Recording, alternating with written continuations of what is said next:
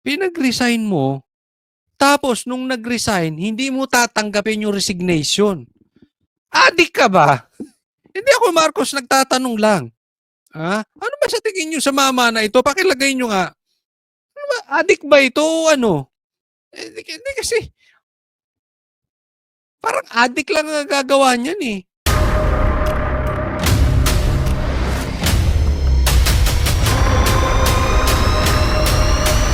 Bago tayo mag-umpisa, baka pwede nyong i-like ang video na to. Malaking bagay ang like sa aming mga content creators. Maraming salamat po.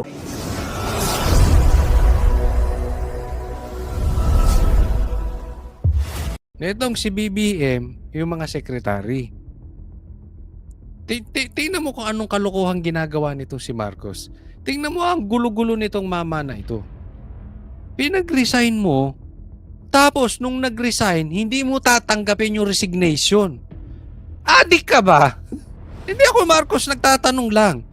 Ha? Ano ba sa tingin nyo sa mama na ito? Pakilagay nyo nga. Ano ba, adik ba ito o ano?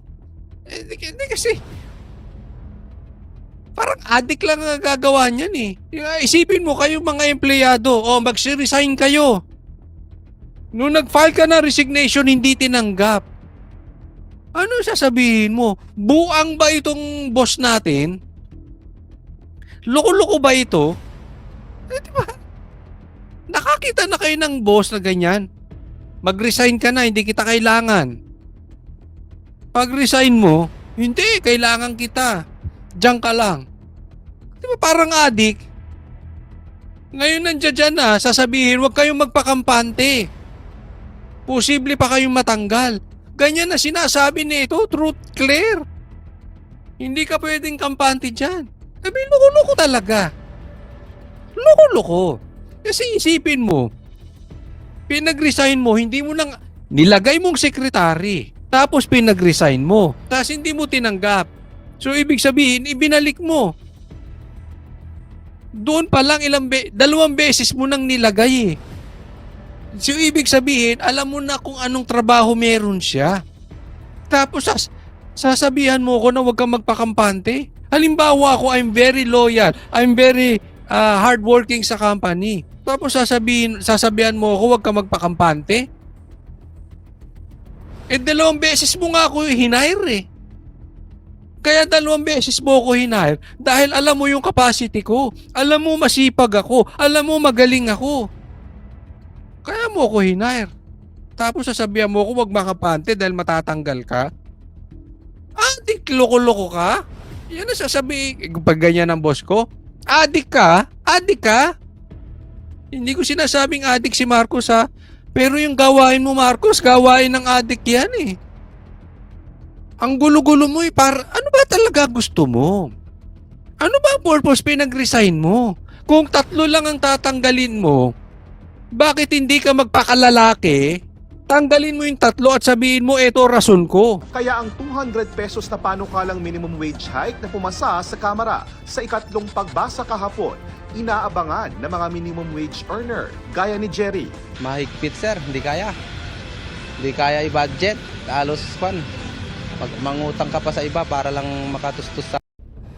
Boom! Yun guys, magandang araw sa inyo. Muling nagbabalik, Boy Sardinas, isa sa membro ng Banateros Vloggers. So yan mga babayan, nakita nyo, preview pa lang, ang lupit no, si Coach Oli yan, pakisubscribe. Nako po, biruin mo kasi, pinag-resign o tinanggal ni BBM. Ngayon, binibigay na resignation, ayaw tanggapin kasi kailangan pa raw. So mga kababayan, nasa tamang pag-iisip pa ba itong ating presidente? Ang tanong, comment down below, 'di ba? Kasi naman mga kababayan, baga kung matinong isip mo, hindi mo dapat magagawa 'yan eh, no? Ayan si Senator Bato, lagot ka, BBM, matutukhang ka talaga. O yan, nakita niyo yung mga banat ni Boss Coach Oli. Ay, ne. Ayan. Kasi naman kahit i-analyze niyo mga kababayan, yung mga gumagawa ng ganyan pabago-bago isip ay wala sa katinoan. O ayan, nasabihan ka tuloy ng adictus benedictus ni Coach Oli. Mga kababayan, pag ikaw ay presidente, di ba? Presidente, dapat pag sinabi, gawin agad, no? O tulad ng isang vlog natin, biruin nyo. Ha? Yung mga iniwan ni Tatay Digong na mga proyekto, wala, hindi natuloy. Pa naman, may Diyos ko. Kasi kaya naman natin binoto si BBM dahil ipagpapatuloy niya yung mga nasimulan na build program ni Tatay Digong. Kaso wala 3 taon na. Pag-going to 4 na taon, walang nangyari. Puro marites ang nangyari sa bansa natin, mga babayan. Hindi ba? Diyos ko, ano ba naman nangyayari sa atin? Mga babayan, so yan nabudol na tayo.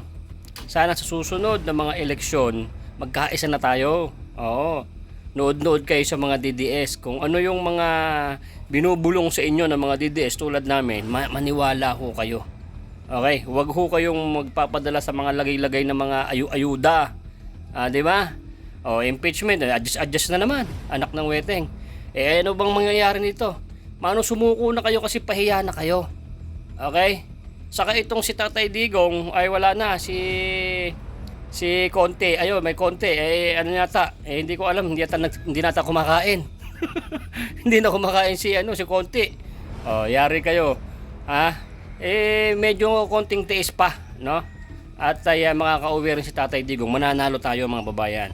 Huwag kayong mag-alala. Basta support lang tayo sa mga bossing natin. Yan, sila BP. Yan, support natin yan sila. At itong mga senators natin, sila Senators Bongo, Bato, yan, yung mga iba, ay huwag kayong mag-alala. Malapit na silang magtrabaho. Okay? Ayan sila Senator Marcoleta. Huwag kayong mag-alala. Mababago rin yung bansa natin. At yung mga dapat ipakulong yan. Wait kayo sa mga ipapabalik sa kulungan. 2028, pag naging presidente si BP Sara, balik lahat ang mga nilabas ni BBM sa kulungan. Diba? So ganito mga babayan, napakaganda ng video na to. Okay, panoorin nyo. Kung gusto nyo panoorin yung full video, pag natapos ako, i-play nyo. Ngayon, sa nakita nyong preview pa lang, ay almost nandyan na yung mismong balita natin. Baka busy ka, ayaw mo nang panoorin yung full video. Nasa preview naman yung malulupit na napanood mo na. At kung nagustuhan mo to, like mo naman tong video natin. At sa mga kumare ko dyan, at na walang ginagawa, ipi-play ko yung video, sana panoorin nyo pa at huwag nyo pong i-skip yung ads dahil lang naman yung kita natin na pagbablog. Kahit sente-sente mo yan, pag maraming views, maraming like, ay naiipon naman yung kinikita natin. Okay? At tinutulong din naman ni Boy Sardinas yan sa charity. Kaso hindi mo man napapanood dito sa aking channel, sa page ko yun na upload. At congratulations kay Boy Sardinas, Air Metal Guard Main, yung vlog natin na 50 years nang nawawala, nakauwi na po sa Iloilo. Shoutout kay Nanay Aida at sa mga kamag-anak niya dyan. At si Nanay Aida pala, ang ganda na ng buhay niya. Ano na siya, Reyna doon sa Iloilo. Reynang matapang. Shoutout po sa mga taga Iloilo dyan.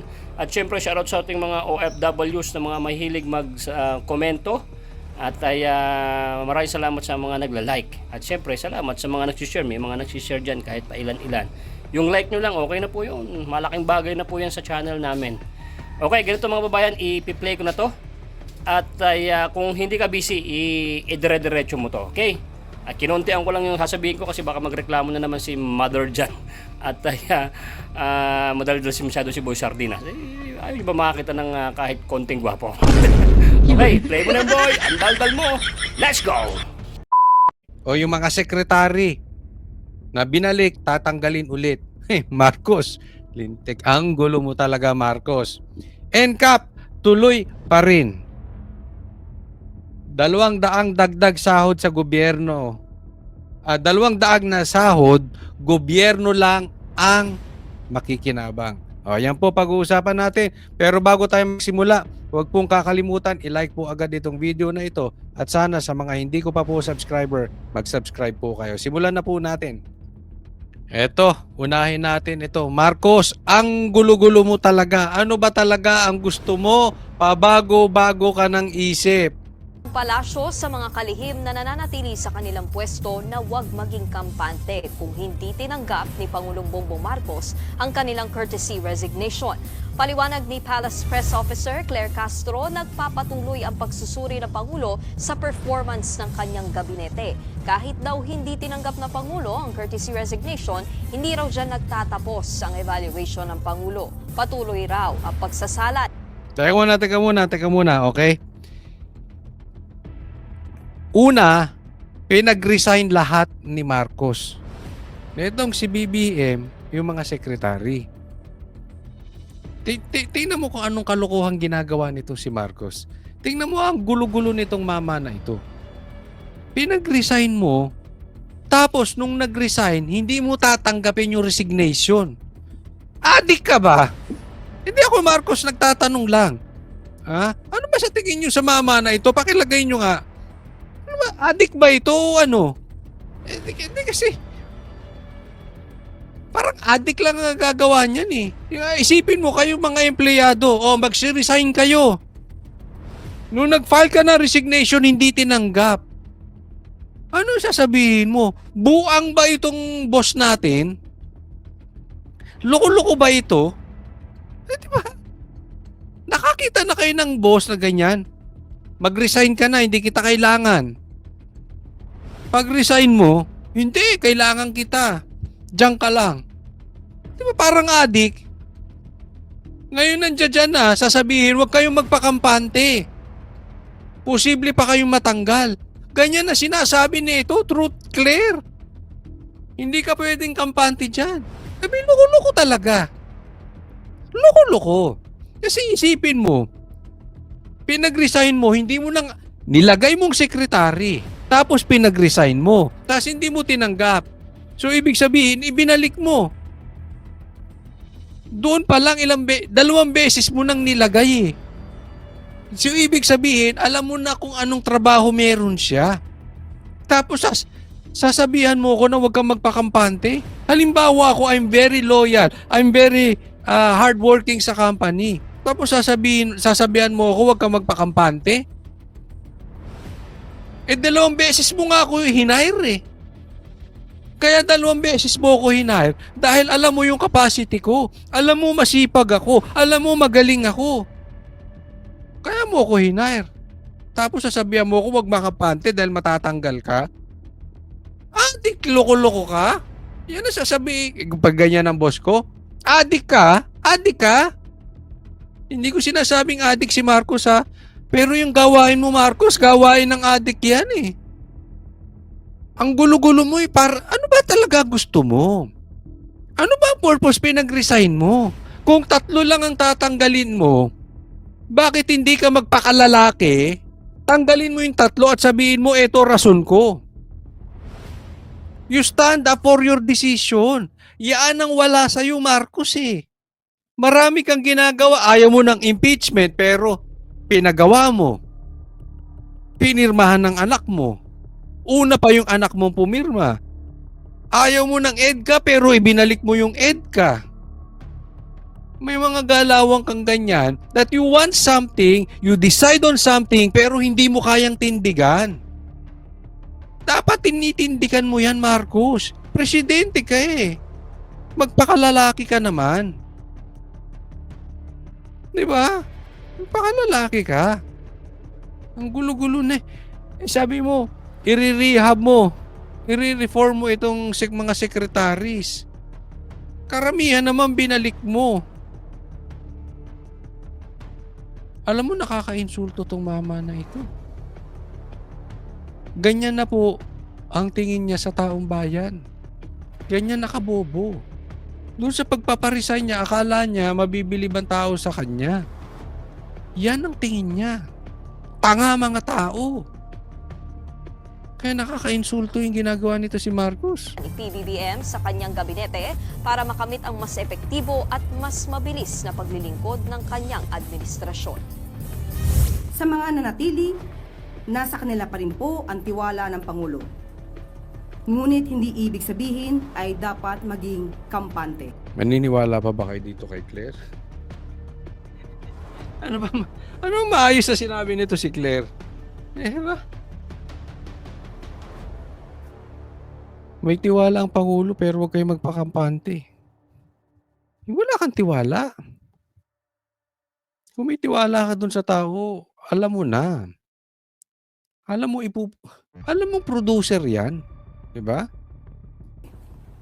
There will be a continuing performance evaluation. Alam mo, Claire, ang kailangan ng performance evaluation yung amo mo. Yung nagpapalamon sa'yo. Yung nagpapakain sa'yo. Yung itinatahol mo. Yung boss mo. Yan ang ine-evaluate ng taong bayan. Siya. At siya dapat mag-resign kasi talagang, alam mo, sabit yung mga desisyon niya sa buhay. They will always be on notice because they serve at the pleasure of the President. They serve at the pleasure of the president. Dapat they serve at the pressure of the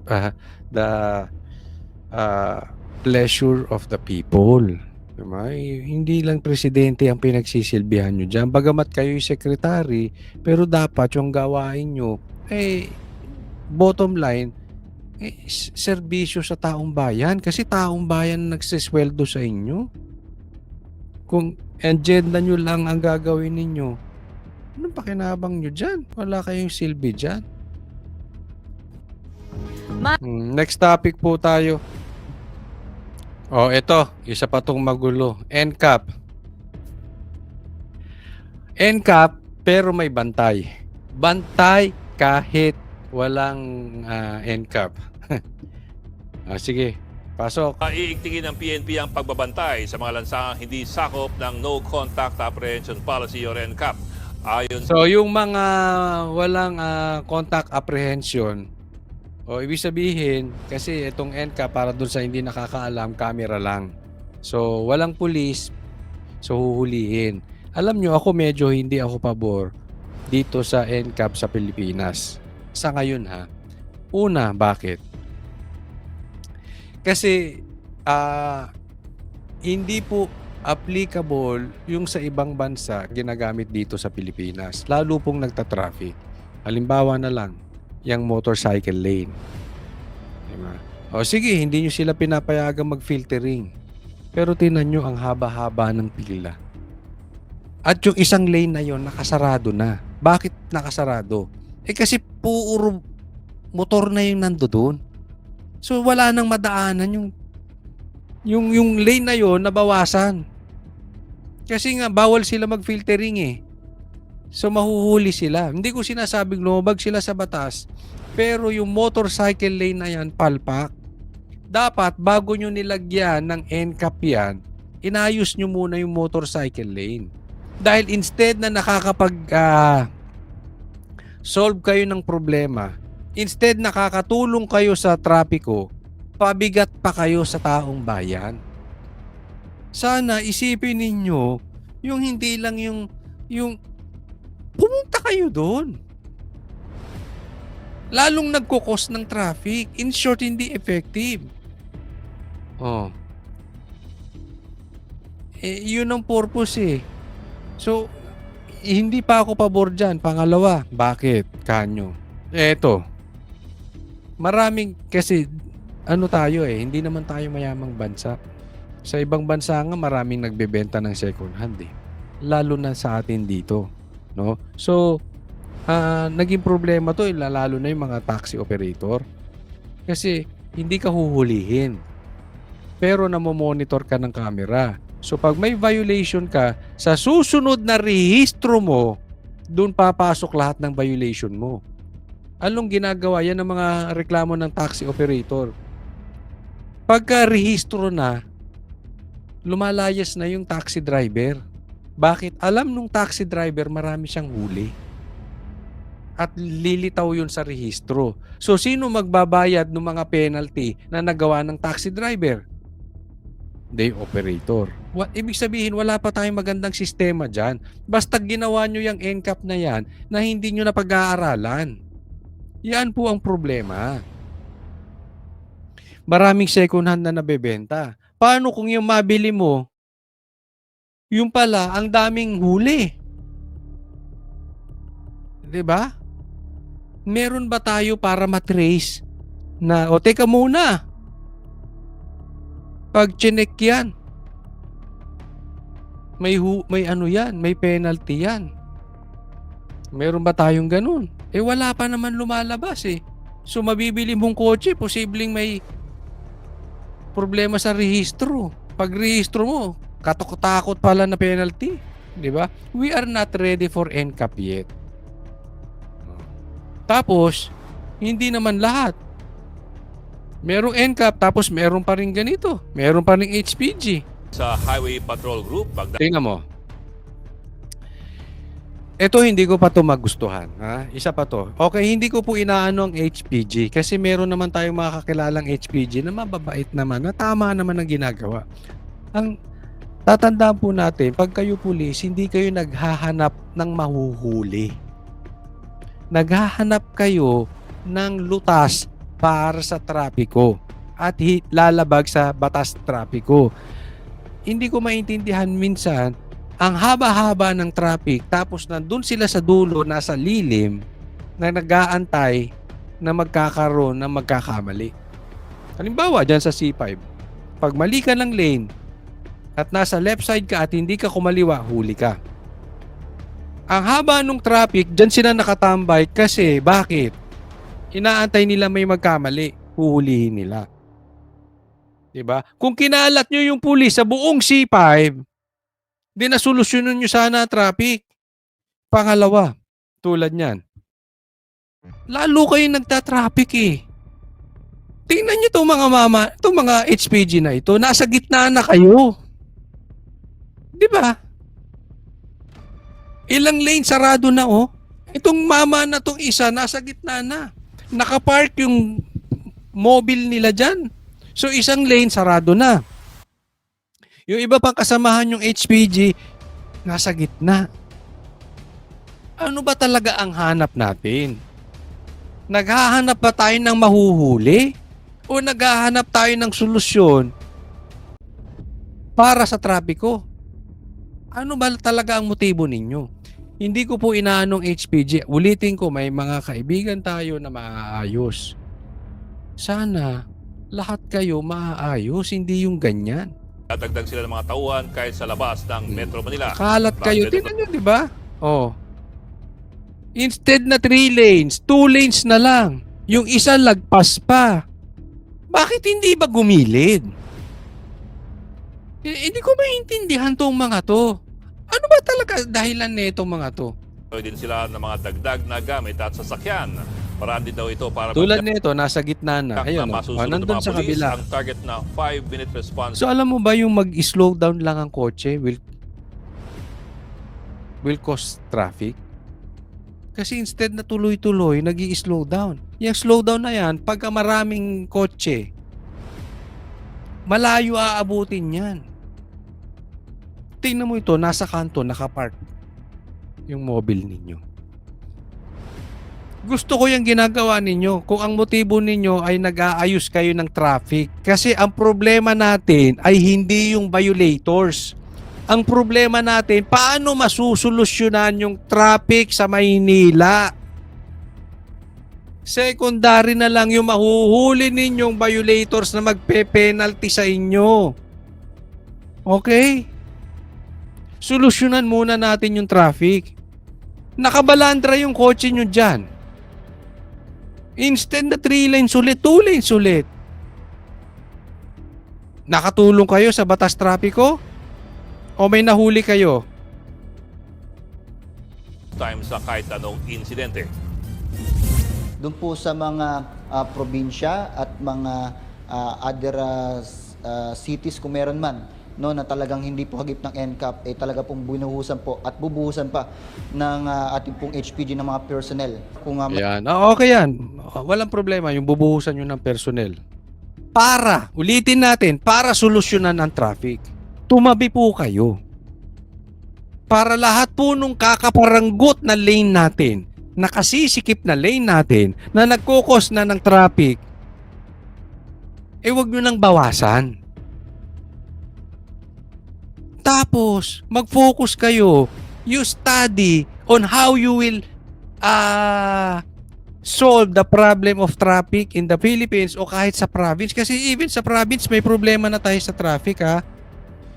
Yan muna solusyonan natin. Hindi huli dito, huli doon, huli dito, huli doon. May mga Ako walang problema. Kung kailangan nyo manghuli kayo.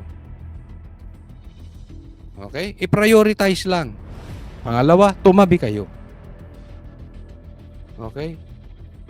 Kung kailangan nyo manghuli at nasa gitna kayo, mag-isip kayo. Paano kami makakapanghuli nang hindi kami nakakabalandra sa traffic? pagkakataon na in-need ng or mag-escalate pa ng isa pang violation or mas malaki pang violation yung kababayan po nating nag-violate ng ano pong batas patungkol po sa trapiko po natin, no, ay maaari pong mag-assist ang ating pong HPG para po sa agaran pong pag-aresto. Alam mo, ulitin ko pinupuri ko naman yung mga ibang HPG na ginagawa yung kanilang trabaho. Una, mahirap yung trabaho nila, nakabilad sila sa init. Pero sana, yung maling trabaho na ginagawa ng mga HPG, kayahin yung mga tamang ginagawa ng mga traffic enforcer, HPG o policeman yan. Dahil at the end of the day, kailangan natin solusyonan yung traffic. Yun muna ang pag-isipan ninyong mabuti. Next topic po tayo. Ito next. Sa posibleng epekto sa ekonomiya ng panukalang 200 pesos na aumento sa minimum wage. At pangamba naman ng ilang grupo, posibleng magmahal lalo na ang bilihin na makaapekto kahit sa mga walang dagdag sahod. Saksi, si JP Soria. Ito, magkakaroon sila ng dagdag sahod na 200 sa mga empleyado. Pakinggan natin.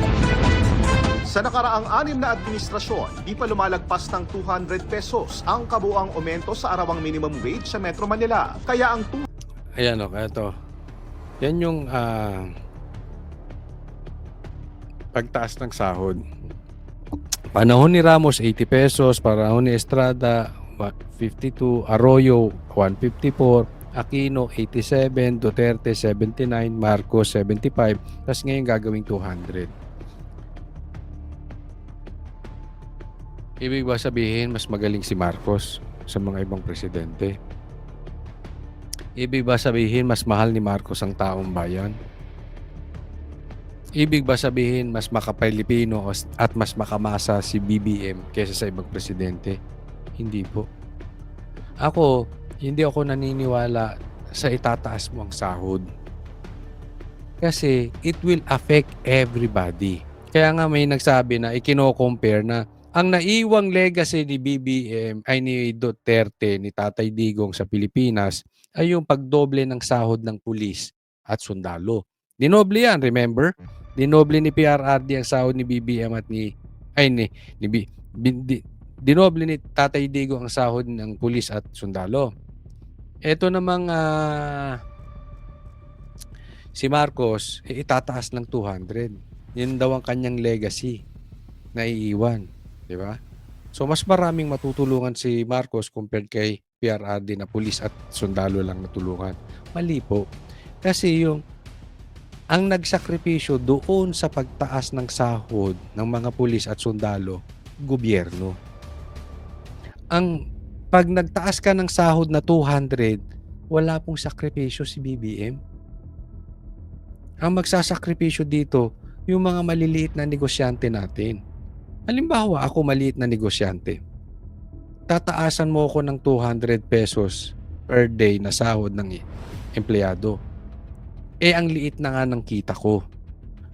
Diba? Maliit akong empleyado. Minsan nga, mas malaki pa ang sahod ng mga empleyado, yung mga workers kesa sa akin. Halimbawa, maliit ako or maliit na negosyante or mataas lang ako konti.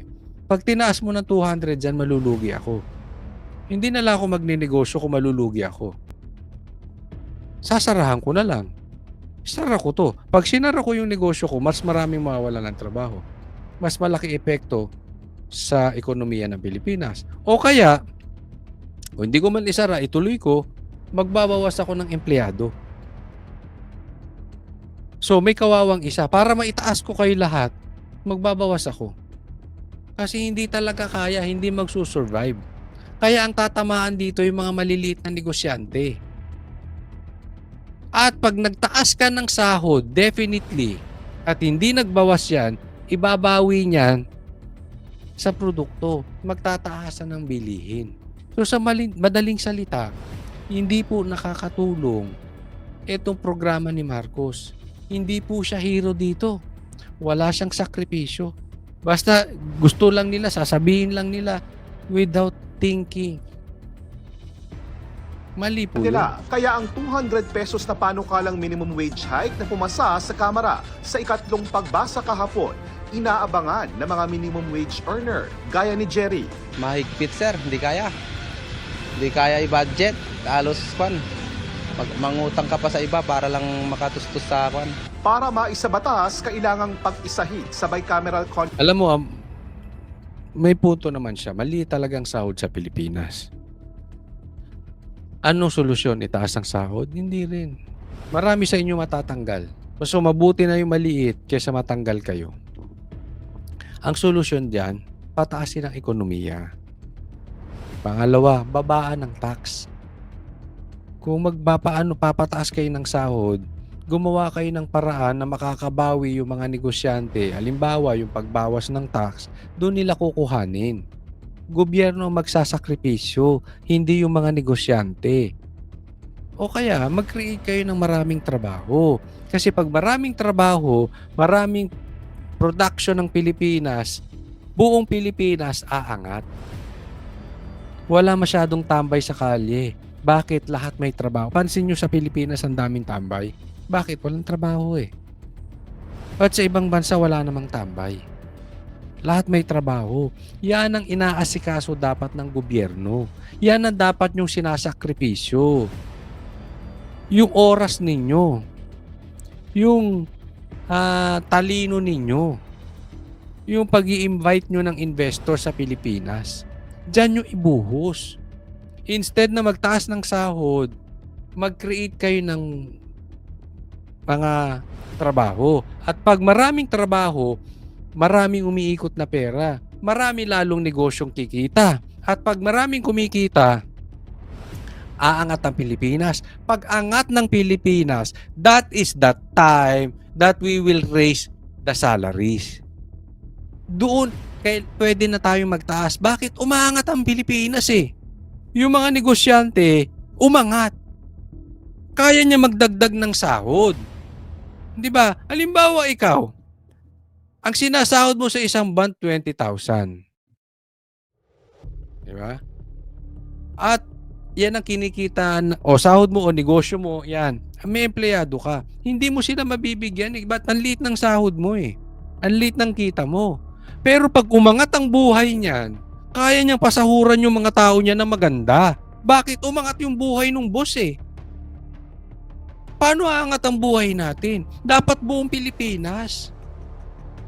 Marcos, ang Kamara, ang asikasuhin ninyo. Yan ang pag-usapan ninyo. Marcos, paano ba kayo didiskarte na mas maraming makikreate na trabaho? Hindi laging sahod. Kasi ang pagtaas ng sahod, yan ay trabahong tamad. Pinapasa nyo yung burden sa mga negosyante. Conference Committee ang mga bersyon ng Kamara at Senado. Nauna nang nagpasa ang Senado ng 100 pesos na minimum wage hike. Mas mabilis naman kung i-adapt na lang ng isa sa kanila ang panukala ng kabilang kapulungan. Yung isa, Senado 100, yung Kamara 200.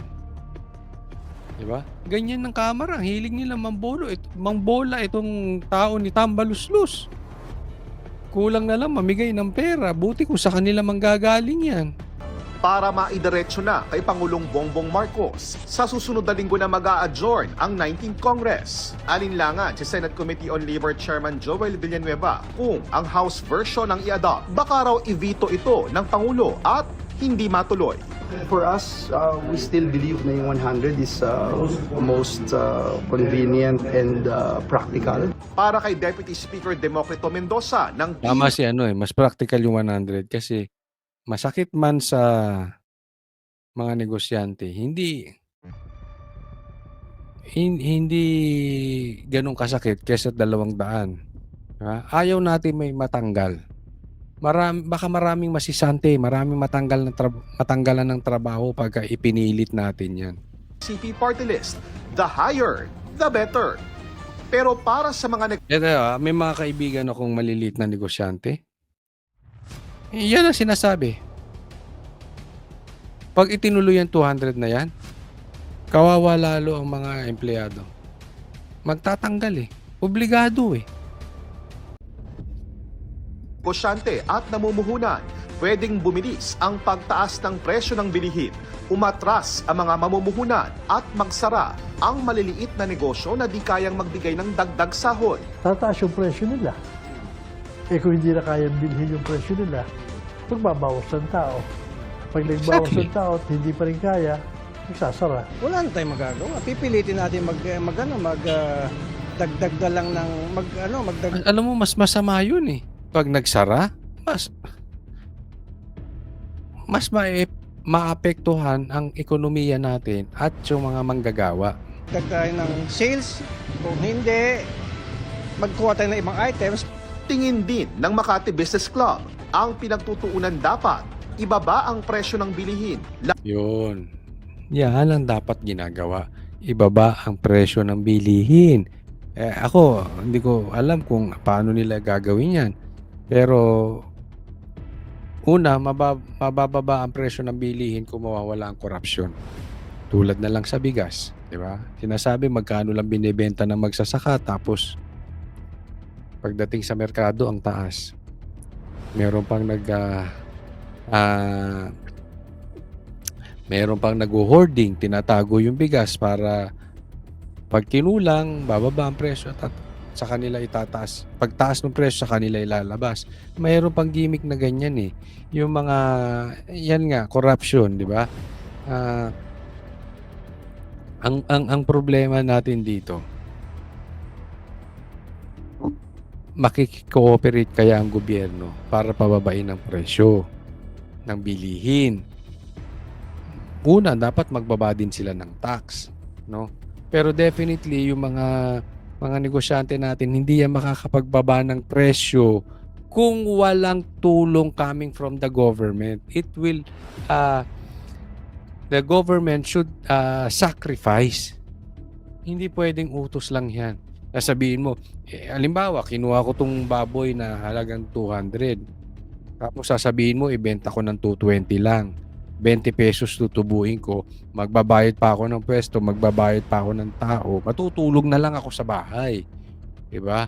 Kung hindi naman realidad, hindi naman realistic yung mga gusto nyong baba namin ng presyo, wala. Tulungan nyo kami. Gobyerno, tulungan nyo kami para may baba namin yung presyo namin. Lalo na ang pagkain. Hindi raw sila tutol sa pagkataas ng sahod, pero dapat daw ipaubaya ang usapin sa mga regional wage board na pinag-aaralan ang cost of living sa isang lugar. Ayon naman sa Philippine Chamber of Commerce and Industry, ang mga nasa formal sector lang ang makikinabang sa aumento sa sahod. Pero ang dagdag presyo sa bilihin na posibleng idulot nito, mararamdaman din nila at ng mga manggagawa sa informal sector. Ayon sa Malacanang, kaya nga walang mabuti idudulot niyan Tataas din ang presyo, di ba? Ganun din. Pag-aaralan ng Pangulo ang panukala. Nais po ng Pangulo na maibigay kung ano po ang makakabuti sa mga manggagawang Pilipino. Titignan ng lahat ng aspeto at ang concerns ng lahat ng stakeholders. Talaga lang Talaga lang, Claire Talaga lang pag-aaralan ng Pangulo Sigurado ka dyan? Ang concerns ng lahat ng stakeholders. Sana matuloy na para at least kahit paano malaking bagay sa amin yun na manggagawa.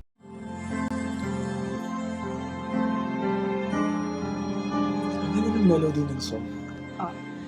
Ang bayan ko'y pinagpala pagkat sa amin pinigay ang isang biyaya na mag-ahon sa hirap at dilim ng kahapon. At sa bawat Pilipino'y magtatanggol. Sa bayan ko dati laganap,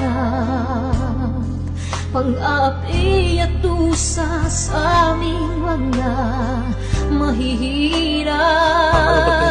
Ngunit ikaw ay dumating, sagot sa aming mga dalangin. Muli kaming babangon, mabuhay ka na kay Digong.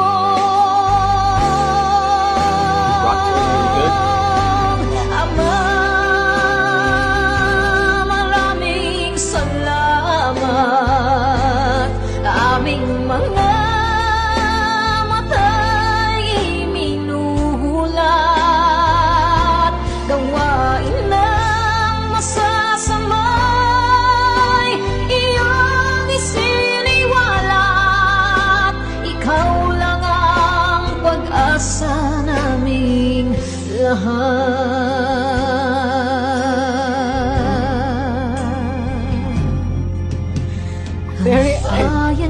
Binamatay niya ako, umiiyak ako.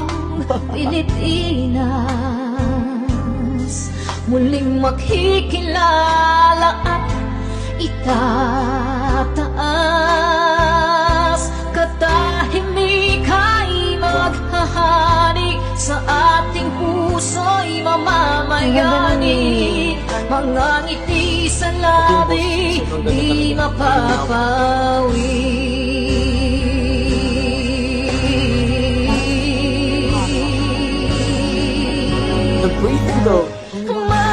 Mabuhay ka, Tatay Digong, maraming salamat. Ang malasakit sa Pilipino ay walang kasing tapat. Ika'y paglalaban ng iyong mga anak. Tunay kang biyaya sa bansang Pilipinas.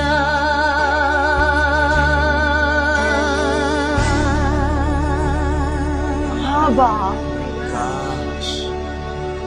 Irene Oikawa. Nay, ito na yung bayad ko sa isa, ano? O, kunin mo yung isa. Isa muna. Iyan, no? Tapos, isa pa. Di ba? 4 dapat na sardinas, eh. O, yan. 3 na. Pang-4 na sardinas. O, okay na.